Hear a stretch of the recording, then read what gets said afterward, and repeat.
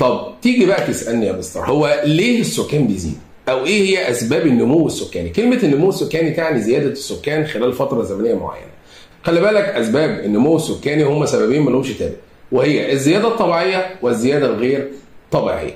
الزياده الطبيعيه هي المواليد ناقص الوفيات، اما الزياده الغير طبيعيه وهي الهجره، وطبعا الهجره بنوعيها سواء هجره داخليه او هجره خارجيه. خلي بالك جايب لك برضو زي رسم بياني كده بالنسبه للزياده الطبيعيه سنه 2023. خلي بالك انت معدل المواليد بتاعك 32، بالنسبه بقى معدل المواليد في العالم حوالي 17 في الألف. فلك ان تتخيل ان افريقيا 32 في الألف. طب نيجي للوفيات هتلاقي ان العالم 7.6 برضه في الألف، افريقيا 7.7 في الألف.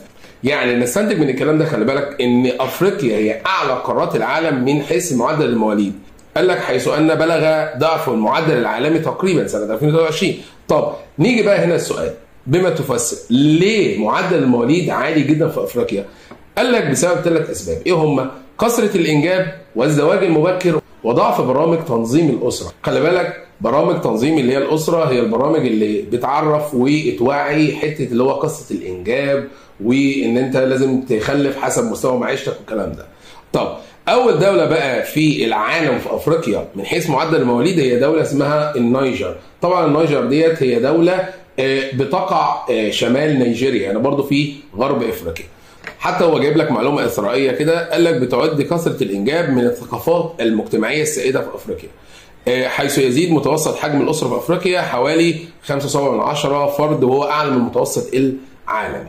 طب نيجي بقى لمعدل الوفيات. قال لك المعدل الوفيات انخفض في قاره افريقيا حيث اصبح قريبا من المعدل العالمي، بس برغم من كل ده الا ان في بعض الدول عندها برضه معدل وفيات عالي. زي مين بقى؟ زي نيجيريا وزي تشاد وزي لوسوتو. خلي بالك ال3 دول دولت عندهم معدل وفيات عالي جدا. ليه؟ قال لك بسبب تفشي الامراض المستوطنه وارتفاع وفيات الاطفال والامهات. يبقى لو جه سالك وقال لك بما تفسر ليه دوله نيجيريا وتشاد ولوسوتو بتسجل اعلى معدل وفيات، هتقول له لتفشي الامراض المستوطنه وارتفاع وفيات الاطفال والامهات.